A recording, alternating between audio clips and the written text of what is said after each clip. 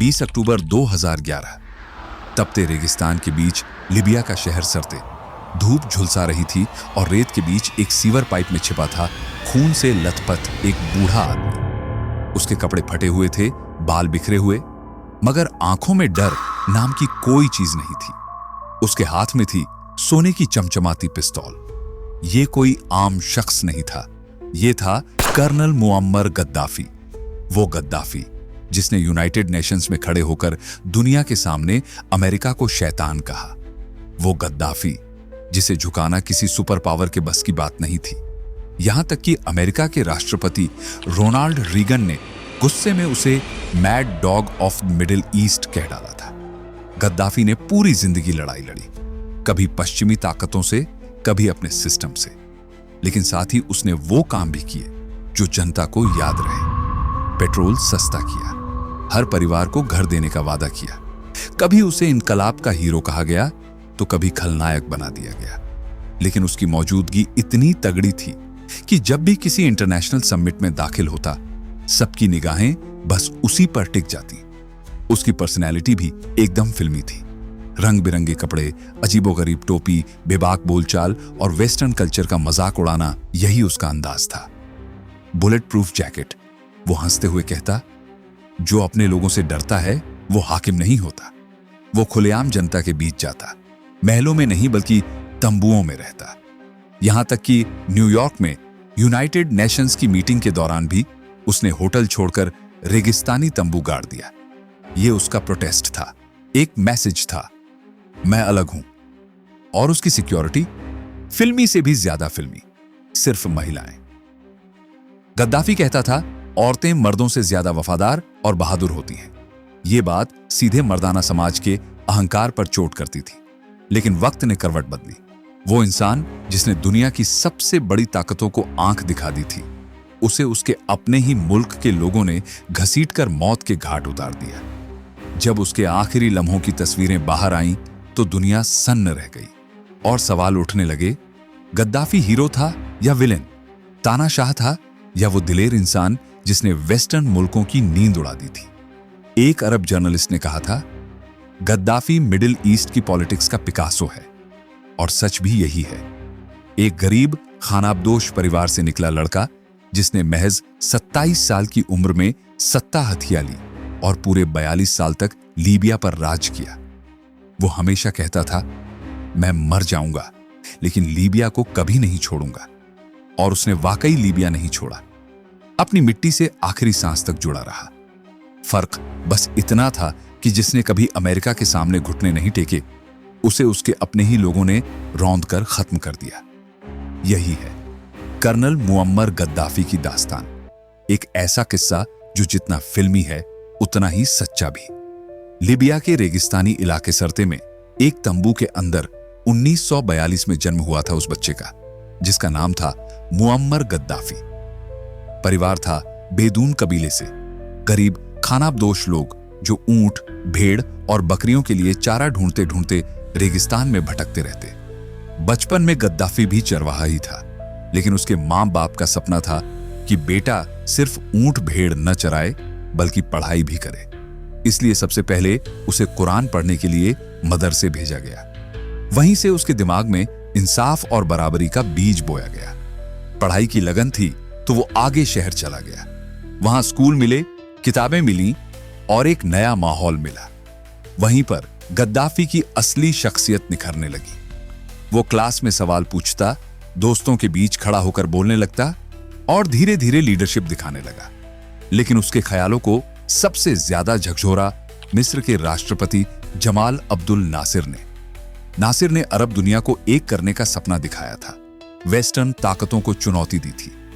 Gaddafi ने नासिर की किताबें पढ़ी, भाषण सुने और खुद से कहा, अगर मिस्र बदल सकता है तो मेरा लीबिया क्यों नहीं। अब गद्दाफी स्कूल में बच्चों को इकट्ठा कर लेता और वेस्टर्न ताकतों और इजराइल की पॉलिसीज के खिलाफ आवाज उठाने लगता। पढ़ाई के बाद उसने आर्मी ज्वाइन कर ली।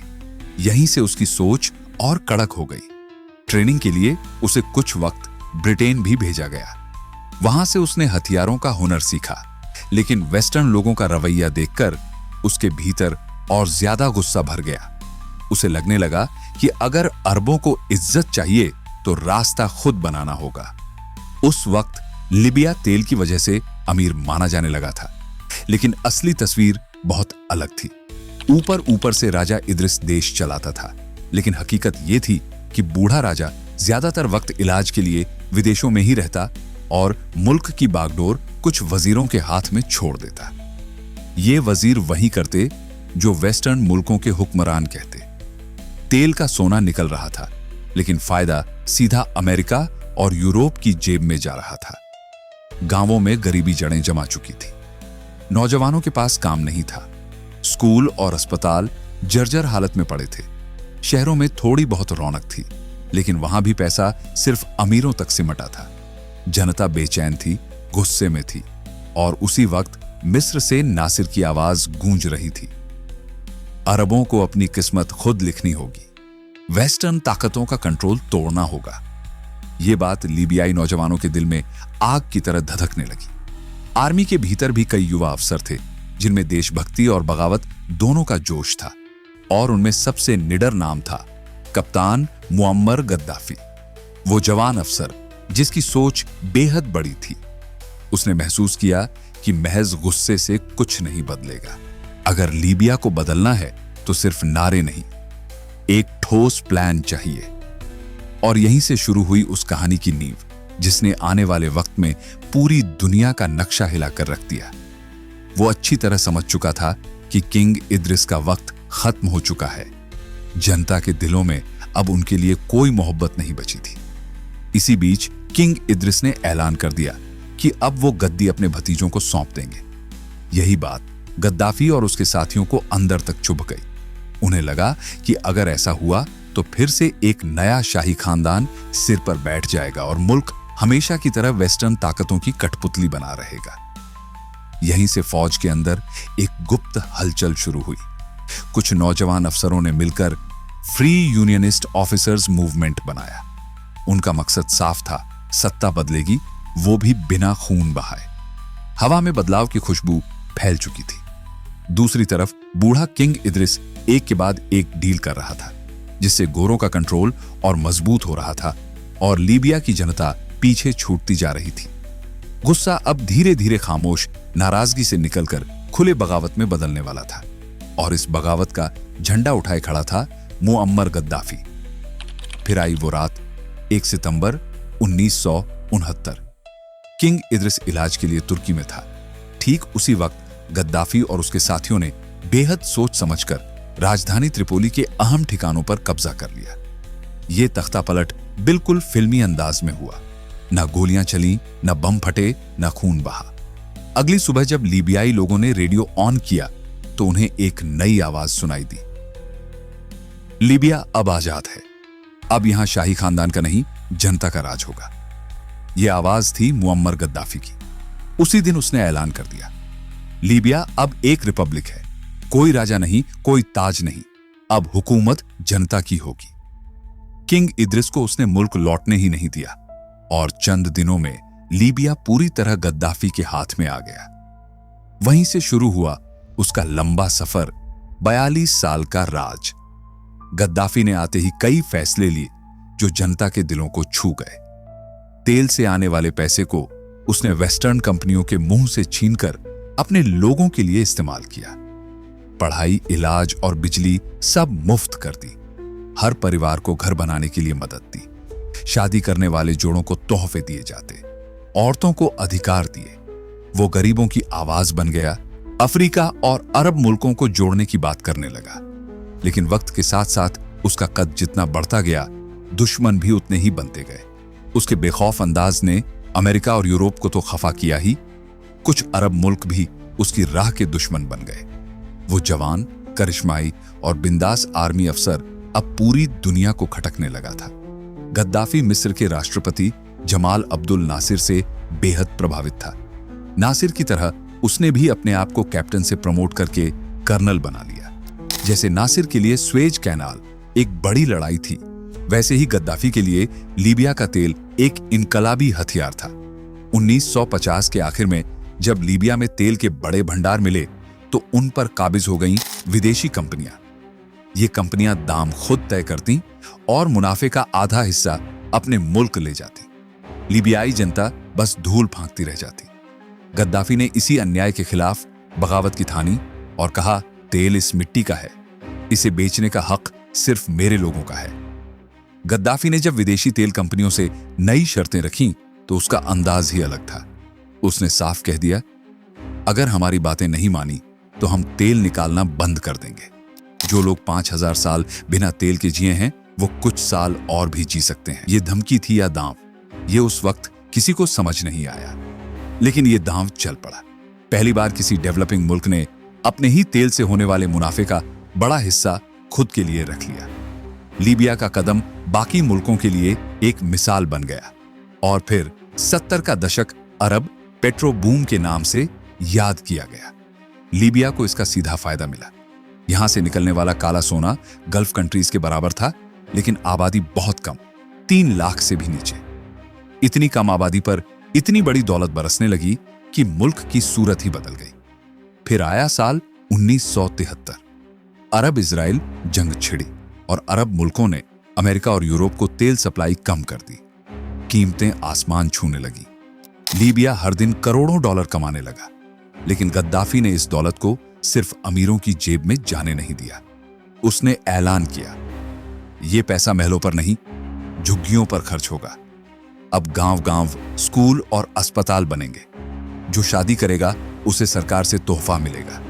हर परिवार को घर मिलेगा और खेती करने वालों को बिना ब्याज का कर्ज मिलेगा।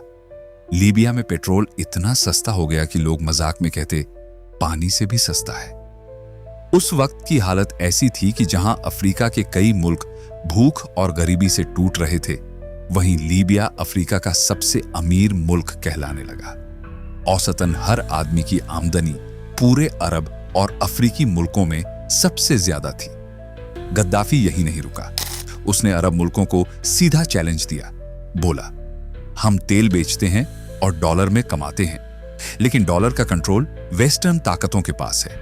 अब वक्त आ गया है कि हम सोने पर बेस्ड अफ्रीकी करेंसी बनाएं, ताकि हमारी इकोनॉमी उनकी पकड़ से बाहर हो जाए। यही आइडिया आगे चलकर उसकी जान का दुश्मन बन गया। लेकिन उस वक्त लीबियाई जनता उसे सिर्फ एक लीडर नहीं बल्कि रहनुमा मानने लगी थी। लोग कहते, अगर गद्दाफी ना होता तो हम अब भी गुलाम ही रहते। और गद्दाफी भी हर बार कहता, मैं राजा नहीं हूं, मैं आवाम की आवाज हूं। हालांकि वक्त बीतते उसे समझ आया कि सारे अरब देशों को एक झंडे के नीचे लाना आसान नहीं है।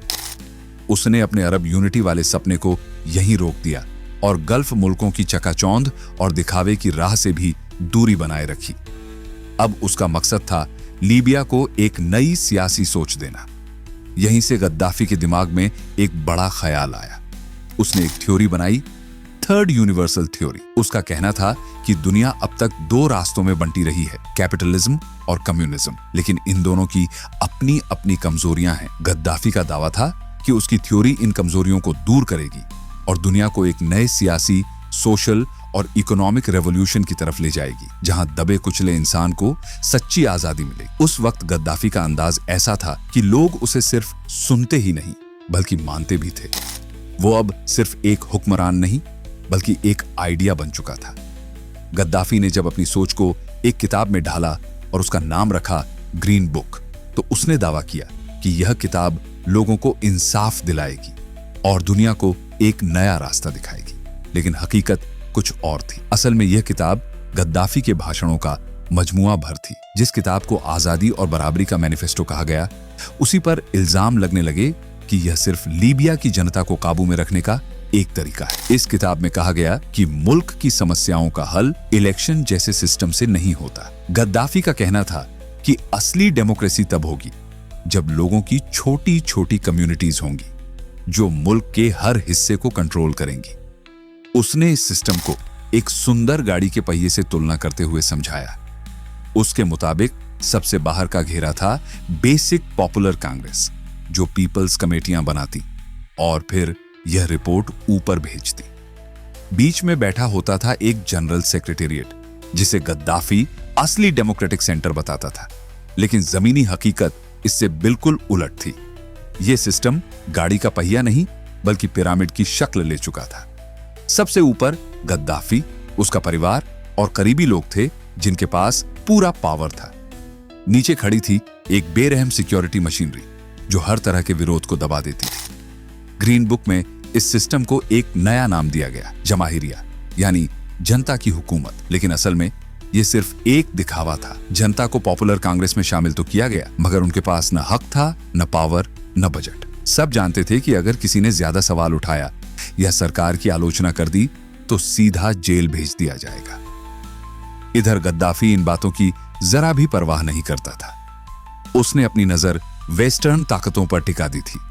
उसका कहना था, जो भी अमेरिका, ब्रिटेन और यूरोप के खिलाफ खड़ा है वो मेरा दोस्त है। ये मुल्क सिर्फ तेल और ताकत के जरिए दुनिया को कंट्रोल करना चाहते हैं। गद्दाफी ने खुलकर उन सभी ग्रुप्स को पैसा, हथियार और ट्रेनिंग देना शुरू किया जो वेस्टर्न सिस्टम को चुनौती दे रहे थे, चाहे वो आजादी की लड़ाई लड़ रहे हों या फिर सत्ता हथियाने की जंग में हो। उसने यासिर अराफात की P.Eldo समेत कई फिलिस्तीनी ग्रुप्स को सपोर्ट किया क्योंकि वो इजराइल को अमेरिका का प्यादा मानता था और फिलिस्तीन को आजाद देखना चाहता था। यहां तक कि उसने नेल्सन मंडेला का भी खुलकर साथ दिया जब बाकी दुनिया खामोश थी, क्योंकि गद्दाफी नस्ल भेद का खुला दुश्मन था। और तो और उसने फ्रांस और अफ्रीका के कई विद्रोही गुटों तक को सपोर्ट किया। यहां तक कि ब्रिटेन के खिलाफ लड़ रही आयरिश रिपब्लिकन आर्मी को भी गद्दाफी ने हथियार, विस्फोटक और पैसा दिया। पूरी दुनिया में इतनी हिम्मत सिर्फ गद्दाफी ही दिखा सकता था। लेकिन सच यह भी है कि जब कोई इंसान लंबे वक्त तक सत्ता में रहता है, मुल्क को ऊपर उठाता है और अपनी ताकत का इस्तेमाल करता है, तो धीरे धीरे उसे लगने लगता है कि वही हमेशा सही है और उसे कोई रोक नहीं सकता। यही चीज गद्दाफी के साथ भी हुई। उसके रंगीन शौक अब खुलकर दिखने लगे थे। गद्दाफी अजीबोगरीब कपड़े पहनता, कभी सुनहरे बिल्लों वाली वर्दी, कभी रंग बिरंगे गाउन, तो कभी अफ्रीकी पारंपरिक लिबास। घंटों शीशे के सामने खड़ा होकर बाल संवारता, कैमरे का एंगल ठीक करवाता और सवाल करने वालों को जरा सा भी तेज पूछताछ करने पर जेल भिजवा देता।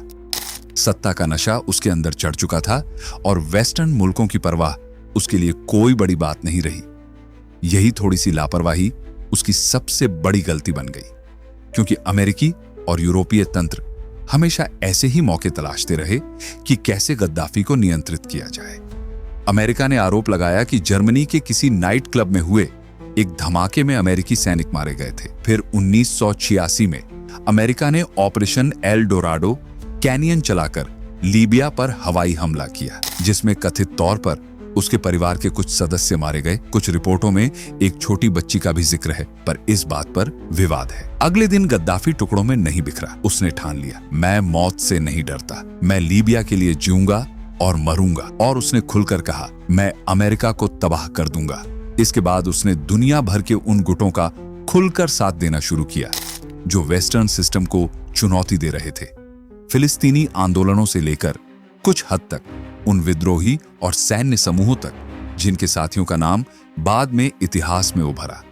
फिर आया वो काला दिन, 1988 की सर्द रात, जब पैन एम फ्लाइट 103 पर बम फट गया और क्लिपर उड़ान स्कॉटलैंड के लॉकरबी के ऊपर हवा में ही बिखर गया। 270 लोगों की जान गई। ये घटना ब्रिटेन की जमीन पर अब तक का सबसे घातक हवाई आतंकवादी हमला बनी। जब लीबिया ने शुरुआती तौर पर 2 नागरिकों को स्कॉटलैंड को सौंपने से मना किया, तो संयुक्त राष्ट्र ने आर्थिक और राजनीतिक सैंक्शंस लगा दिए। सालों की कड़ी कूटनीति के बाद 1999 में आखिरकार 2 संदिग्ध सौंपे गए। एक अब्देल बासित अल मिगराही को दोषी ठहराया गया और दूसरे को बेकसूर पाया गया। 1990 के दशक के बाद जब दुनिया न्यूक्लियर हथियारों को लेकर और भी सतर्क हो गई, तो खबर आई कि गद्दाफी यूरेनियम एनरिच करके किसी तरह का न्यूक्लियर कार्यक्रम चला रहा है। और यह खबर अमेरिका और यूरोप के लिए लाल सिग्नल बन गई। लीबिया पर कड़े प्रतिबंध लगाए गए, उसकी विदेशों में जमा संपत्तियों को सीज किया गया और गद्दाफी का इंटरनेशनल चेहरा धीरे धीरे एक खतरनाक सनकी नेता के रूप में उभरने लगा। उसकी यात्राओं पर पाबंदी लगी और तेल की खरीद फरोख्त घटने लगी। 2000 के दशक में गद्दाफी की हरकतें अब सार्वजनिक मंचों पर भी विवाद खड़े कर देती थी। कभी किसी बैठक में पास बैठे नेता पर धुआं फेंक देना, कभी खाड़ी के शासकों को तीखा तंज कस देना, कभी खुद को अफ्रीका का बादशाह घोषित कर देना, सब कुछ सुर्खियों की चीज बन गया। लेकिन असली मोड़ तब आया जब 2003 में अमेरिका ने इराक पर हमला किया और सद्दाम हुसैन को गिरा दिया। उस घटना ने गद्दाफी के अंदर डर जगा दिया। उसे लगा कि अगला निशाना वही हो सकता है।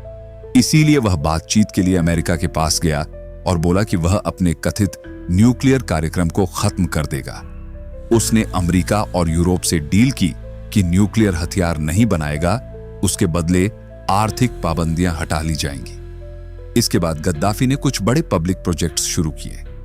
इनमें सबसे मशहूर था great man made river project, जिसमें साउथ लीबिया की जमीन के नीचे छिपा पानी निकालकर नॉर्थ के सूखे इलाकों तक पहुंचाया गया। यह आइडिया पुराने बंजारा तरीकों से निकला लगता था, लेकिन हकीकत में यह प्रोजेक्ट बन गया और अरब दुनिया का सबसे बड़ा इंजीनियरिंग चमत्कार कहलाया। त्रिपोली की फिजा में भी थोड़ा खुलापन नजर आने लगा। सालों से बाहर रह रहे लीबियाइयों को कहा गया, वापस आओ, अब न जेल होगी न सताया जाएगा। कुछ वक्त हालात सुधरे भी। गद्दाफी यूरोप के लीडर्स से हाथ मिलाने लगा, कैमरों के सामने हंसी ठिठोली करने लगा, लेकिन अंदर से उसकी वही तानाशाही वाली सोच जिंदा थी। जब लीबिया में डे ऑफ रेस की आवाजें उठी, गद्दाफी ने बड़ा अजीब ऐलान किया, मैं भी लोगों के साथ प्रदर्शन करूंगा, जैसे कि मैं खुद अपने खिलाफ क्रांति का लीडर हूं। ताकत अब जनता के पास है, मैं हुकूमत में नहीं हूं। लेकिन असलियत अलग थी। लोग अब सच में बदलाव चाहते थे। जैसे इजिप्ट में मुबारक गिरे और ट्यूनीशिया में बिन अली भागा, वैसे ही गद्दाफी को भी हटाने की चाहत जोर पकड़ रही थी। पहली तस्वीरें मगाजे से आईं। जोश से भरे नौजवान ग्रीन कलर की एक इमारत गिरा रहे थे। ये वही ग्रीन बुक का निशान था जिसे 70 के दशक से जनता पर थोपा गया था। उस किताब के नाम पर आजादी के बजाय गुलामी दी गई थी। अब लोग उस गुलामी को तोड़ रहे थे। जैसे जैसे बगावत बढ़ी, गद्दाफी को सच में अपनी ताकत खतरे में लगने लगी। उसने फिर से वही सख्ती दिखाई। इस बार निशाना सिर्फ चंद मुखालिफ नहीं, बल्कि पूरे पूरे शहर बन गए। जहां उसकी तस्वीरें फाड़ी गईं, वहां फौज और बाहर से लाए गए लड़ाके भेजे गए। ये बाकी नेशनल ट्रांजिशनल काउंसिल के झंडे तले लड़ रहे थे और गद्दाफी उन्हें कुचलना चाहता था। उसने बयान दिया, ये सिर्फ 17 साल के गुमराह लड़के हैं। रात में इन्हें गोलियां दी जाती हैं। इनके दूध और कॉफी में नशे की दवाइयां मिलाई जाती हैं। यहां तक कि गद्दाफी ने यूएन को भी नहीं छोड़ा। साल 2009 में न्यूयॉर्क में जनरल असेंबली की मीटिंग में उसकी स्पीच सिर्फ 10 मिनट की होनी थी, लेकिन उसने 1.5 घंटे से ज्यादा तकरीर झाड़ी। बीच में यूएन चार्टर के पन्ने फाड़े, मरोड़े और फेंक दिए। वो कैमरों के सामने चिल्लाता रहा। ये नजारे उसकी सनक और पागलपन की मिसाल बन गए। लेकिन हैरानी की बात यह थी कि इसके बावजूद वेस्टर्न लीडर्स और कंपनियां उससे डील करने में पीछे नहीं हटे। तेल और पैसे का खेल उन्हें उसके पागलपन से ज्यादा अहम लगता रहा। फिर दिसंबर 2010 में ट्यूनीशिया से बगावत की हवा चली। शुरुआत में लगा कि लीबिया इसकी चपेट में नहीं आएगा। गद्दाफी तो 4 दशक से ज्यादा वक्त से कुर्सी पर बैठा था। लोग भूल चुके थे कि उससे पहले वहां कौन था। लेकिन जैसे ही बाकी अरब देशों में सड़कों पर भीड़ उतरी, फेसबुक और सोशल मीडिया ने आग को और हवा दी। अब अमेरिका और यूरोप ने भी अपना पाला बदल लिया। साल 2011 अरब दुनिया में बगावत की आंधी चली। लोग सड़कों पर थे। आजादी, इंसाफ और इनकलाब के नारे गूंज रहे थे। और सबसे बड़ी टक्कर, जिसकी उम्मीद किसी ने नहीं की थी, वो लीबिया में हुई। और इसके पीछे अमेरिका का साया साफ नजर आ रहा था। गद्दाफी के देश में अब हालात बदल चुके थे। जो आवाजें पहले दबा दी जाती थीं, अब वो गूंजने लगी और अमेरिका ने उन आवाजों को और हवा दे दी। 42 साल तक लीबिया पर राज करने वाला गद्दाफी अपनी कुर्सी को हिलते हुए महसूस करने लगा। शुरुआत हुई शहर बंगाजी से, जहां लोग सड़कों पर उतरकर उसके खिलाफ प्रदर्शन करने लगे। मगर गद्दाफी पीछे हटने वाला नहीं था। उसने ताना मारते हुए कहा, मैं एक एक को मार दूंगा। घर घर जाकर, गली गली, शहर शहर, दर दर हर फर्द को खत्म कर दूंगा। उसकी ये जिद ही उसकी सबसे बड़ी भूल साबित हुई। एक एक्टिविस्ट और वकील फती तराबेल की गिरफ्तारी ने आग में घी डाल दिया। तराबेल उन्हीं 1200 कैदियों के केस लड़ रहे थे जिन्हें त्रिपोली की जेल में बेरहमी से मार दिया गया था। उन कैदियों के घर वाले ज्यादातर बंगाजी से ही थे। इंसाफ न मिलने की कसक पहले से थी और जब 15 फरवरी 2011 को तराबेल गिरफ्तार हुए तो शहर की गलियों में मारे गए लोगों के पोस्टर लहराने लगे। बंगाजी प्रोटेस्ट का गढ़ बन गया और भीड़ गुस्से से उबलने लगी। गद्दाफी ने जनता पर गोलियां चलवा दी, टैंकों और फाइटर जेट से बमबारी होने लगी। मगर इस बार मामला सिर्फ लीबिया तक सीमित नहीं रहा, दुनिया देख रही थी। हालात बेकाबू होते ही यूनाइटेड नेशंस ने गद्दाफी के खिलाफ एक्शन की मंजूरी दे दी। अब अमेरिका, फ्रांस और ब्रिटेन जैसे मुल्क खुलकर मैदान में थे। नाटो की फौज ने गद्दाफी की सेना पर हमला बोल दिया। उसकी हुकूमत की दीवारें ईंट ईंट गिरने लगी। पूरा लीबिया खून और तबाही के समंदर में डूब गया। आखिरकार गद्दाफी को राजधानी छोड़नी पड़ी। त्रिपोली से भागकर वह अपने पैतृक इलाके सीरत में छिप गया। वहां से वह अपने वफादारों के साथ एक काफिले में निकलने की कोशिश करता है, लेकिन नाटो के ड्रोन ने उसकी गाड़ियों पर मिसाइल बरसा दी। गद्दाफी किसी तरह बचकर पास के ड्रेनेज पाइप में जा छिपा, मगर बागियों को उसका ठिकाना मिल चुका था।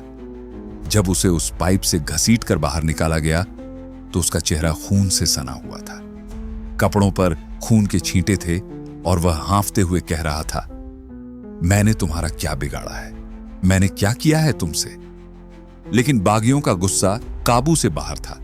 किसी ने घूंसा मारा, किसी ने लात, और कुछ देर बाद भीड़ में से चली एक गोली ने गद्दाफी की सांसें हमेशा के लिए रोक दी।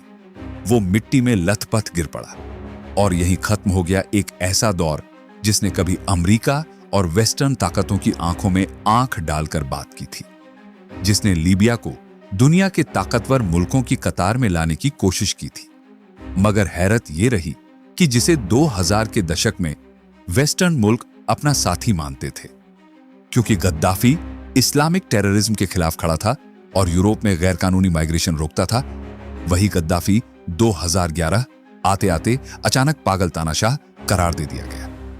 सिर्फ 2 महीने, 15 फरवरी से 19 मार्च तक का वक्त, और तस्वीर पूरी तरह बदल गई। साफ था, जब तक गद्दाफी मजबूत था तब तक दोस्ती, और जैसे ही वो कमजोर पड़ा तो पाला बदलकर उसे मिटा दिया गया। असल मकसद लीबिया का तेल था और वेस्टर्न मुल्कों की पॉलिसी हमेशा की तरह साफ, न कोई स्थायी दोस्त, न कोई स्थायी दुश्मन, बस फायदा। अब सवाल ये उठता है, गद्दाफी सच में विलेन था जैसा अमेरिका कहता है, या वो हीरो था जिसने आखिरी सांस तक सिर ऊंचा रखकर लड़ाई लड़ी? ये फैसला आप करें। कमेंट में बताइए, गद्दाफी आपके लिए कौन था? और दोस्तों, यही थी गद्दाफी की पूरी कहानी। एक तानाशाह, एक बाकी, या शायद दोनों। वक्त के साथ हकीकत बदलती गई, लेकिन जो मिट्टी में गिरा वो सिर्फ एक इंसान नहीं बल्कि एक पूरा दौर था। यहां तक देखने के लिए शुक्रिया। मैं हूं रिवीलिंग आइज, मिलता हूं अगली कहानी में। लेकिन तब तक एक सवाल हमेशा याद रखना, क्या इतिहास सच में वही होता है जो हमें बताया जाता है, या फिर वो जो छुपा दिया जाता है?